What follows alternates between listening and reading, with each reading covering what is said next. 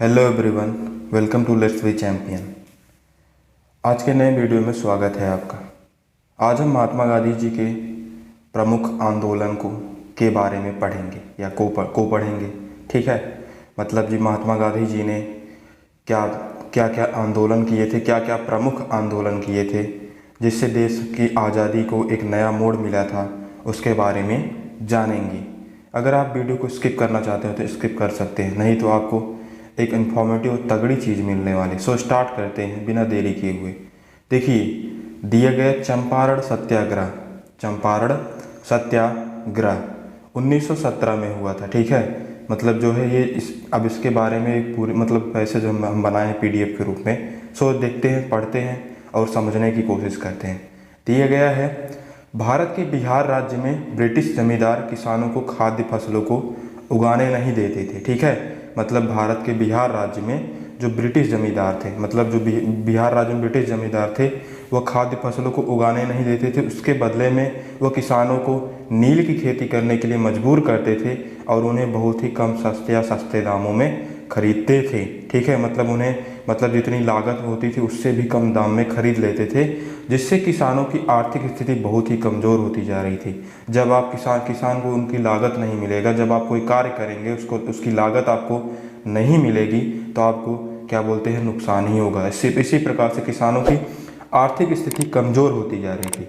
गांधी जी ने जमींदारों के खिलाफ विरोध प्रदर्शन कर हड़तालों का नेतृत्व किया। ठीक है, मतलब गांधी जी जमींदारों के खिलाफ किसानों के साथ विरोध प्रदर्शन प्रोटेस्ट किए और स्ट्राइक्स किए। ठीक है, हड़ताल किए, मतलब हड़ताल मतलब करने पे क्या बोलते हैं, हड़ताल में आपको मालूम होगा करने पे सब कुछ बंद हो जाता है।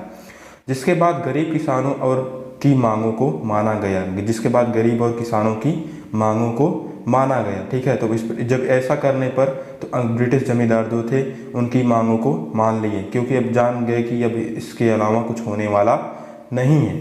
ठीक है, देखते हैं अगले आंदोलन की ओर बढ़ते हैं। अगला आंदोलन क्या है, देखिए, दिए गए खेड़ा सत्याग्रह वर्ष 1918 में। ठीक है, वर्ष 1918 में गुजरात के खेड़ा में बाढ़ और सूखे के कारण किसानों की आर्थिक स्थिति बहुत ही खराब हो गई थी।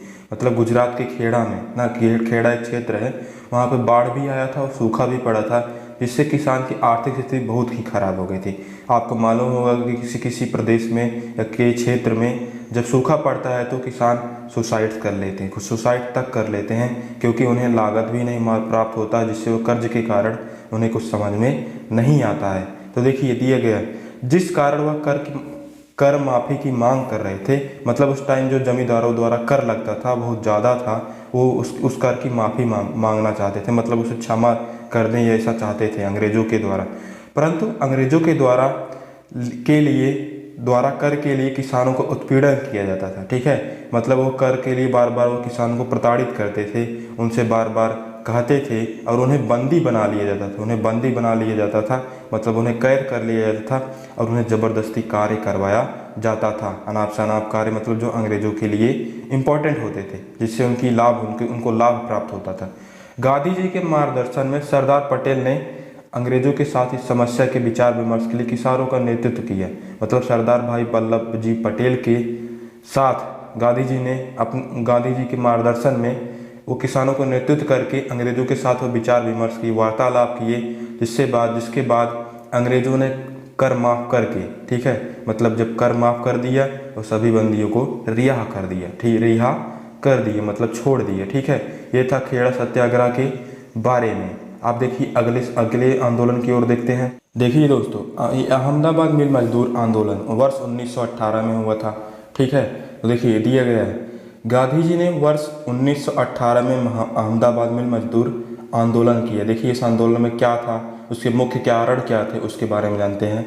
दिए गए इस आंदोलन का मुख्य कारण मिल मालिकों द्वारा दिए जाने वाले बोनस को समाप्त करना था। ठीक है, मतलब जो क्या बोलते हैं, फैक्ट्रीज के द्वारा या मिल मालिक के द्वारा जो मजदूरों को बोनस मिलता था वह समाप्त कर देना था। ठीक है, बाद में मिल मालिक ने 20% बोनस देने की सहमति दी, मतलब बाद में मिल मालिकों ने 20% बोनस देने की सहमति दी, परंतु उस समय की महंगाई को देखते हुए 35% बोनस की मांग की गई थी। लेकिन उस समय मजदूर का जो यूनियन था, ट्रिब्यूनल था, वो जो है 35% बोनस की मांग कर रहे थे उस महंगाई को देखते हुए, जिसे ट्रिब्यूनल के द्वारा स्वीकार कर लिया गया, ट्रिब्यूनल के द्वारा स्वीकार कर लिया गया। इससे गांधी जी की लोकप्रियता में बहुत बढ़ोतरी हुई, ठीक है, और इसी प्रकार से उनकी लोकप्रियता में दिन पर दिन बढ़ोतरी हो जा रही थी, एक के बाद एक आंदोलन को सक्सेस करने के बाद। अगले आंदोलन की ओर बढ़ते हैं। देखिए अगला आंदोलन क्या होगा, दिए खिलाफत आंदोलन। खिलाफत आंदोलन 1920 में हुआ था। खिलाफत आंदोलन एक विश्वव्यापी आंदोलन था, यह पूरे विश्व स्तरीय आंदोलन था, ठीक है। इसका मुख्य कारण तुर्की के खलीफा का प्रभुत्व अंग्रेजों के द्वारा कम करना था। जो तुर्की के खलीफा का प्रभुत्व था, उनका साम्राज्य था, अंग्रेजों के द्वारा कम कर दिया गया था। इससे सारे विश्व के मुसलमानों में अंग्रेजों के प्रति रोष था, ठीक है, मतलब वो अंग्रेजों के प्रति खफा थे, और पूरे विश्व के मुसलमान। भारत में खिलाफत का नेतृत्व ऑल इंडिया मुस्लिम कॉन्फ्रेंस द्वारा किया गया, ठीक है, ऑल इंडिया मुस्लिम कॉन्फ्रेंस द्वारा खिलाफत का नेतृत्व किया गया, ठीक है। यह क्वेश्चन में पूछ सकता है आपके कॉम्पिटिटिव एग्जाम्स में। गांधी जी ने इस आंदोलन के मुख्य प्रवक्ता थे। मुख्य प्रवक्ता कौन थे? गांधी जी थे इस खिलाफत आंदोलन के। इन्होंने अंग्रेजों द्वारा सम्मान और मेडल को वापस कर दिया, ठीक है, मतलब उन्हें जो अंग्रेजों के द्वारा सम्मान और मेडल मिला था, क्योंकि गांधी जी एक इंडियन लॉयर थे, जिससे गांधी जी के भारत के सभी समुदायों में प्रमुख नेता बन गए। जो इस प्रकार से वह गांधी जी भारत के सभी समुदाय, मतलब जो सभी समुदाय सभी वर्ग थे, उन लोगों के प्रमुख नेता बन गए। लोग उनकी बातों को फिर से अधिक मानने लगे, ठीक है। अगले आंदोलन की ओर बढ़ते हैं।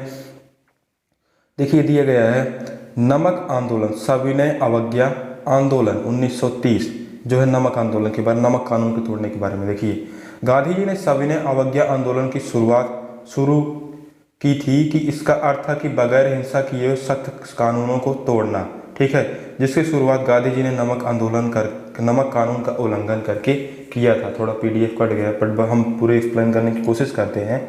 ये नमक कानूनों को तोड़ना था, ठीक है, नमक कानून का उल्लंघन करना था बिना किसी हिंसा के, मतलब कोई हिंसा भी न हो और कानून को पूरा तोड़ दिया जाए ना। आंदोलन के द्वारा भारतीय जनता का ध्यान देश के आज़ादी के प्रति मोड़ना गांधी जी का मुख्य उद्देश्य था, ठीक है, मतलब वो चाह रहे थे कि बिना कोई हिंसा के जो भारत के लोग हैं वो आज़ादी के प्रति मुड़ जाएं और आज़ादी प्राप्त करने में सहयोग करें, ठीक है, अंग्रेजों के चंगुल से छूटने में सहयोग करें। अगले आंदोलन की ओर बढ़ते हैं। दिया गया असहयोग आंदोलन 1920 में हुआ था। असहयोग आंदोलन, देखिए गांधी जी मानते थे कि अंग्रेज भारतीयों के सहयोग से अपनी सत्ता भारत में स्थापित कर पाए। गांधी जी सही मानते थे, क्योंकि जो है मतलब गांधी जी ऐसा ही सोचते थे कि क्योंकि हमें पता है कि बिना किसी इंटरनल सपोर्ट के, मतलब जब तक आपके ही अपने अंदर के ही लोग जब तक आपको धोखा देंगे तब तक आप क्या बोलते सफल नहीं हो सकते, ऐसा गांधी जी मानते थे।